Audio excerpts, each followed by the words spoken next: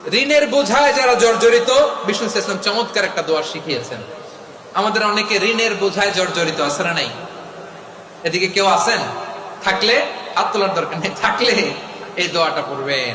এক সাহাবীর নাম আবু উমামা, নামাজের ওয়াক্ত ছাড়া উনি মসজিদে যেয়ে বসে আছে। বিষ্ণু বললেন, কিরে আবু উমামা, নামাজের তো ওয়াক্ত হয় না, মসজিদে কি?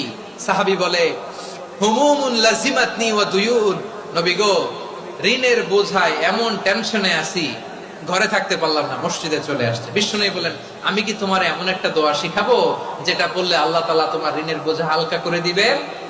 আবু উমামা বললেন, ইয়া রাসূলুল্লাহ, অবশ্যই শিখাবেন। বিষ্ণু বললেন, তাহলে তুমি পড়বা, আল্লাহুম্মা ইন্নী আউযু বিকা মিনাল হাম্মি ওয়াল হাযান ওয়া আউযু বিকা মিনাল জুবনি ওয়াল বুখল ওয়া আউযু বিকা মিন গালাবাতিদ দাইনি ওয়া কাহরির রিজাল।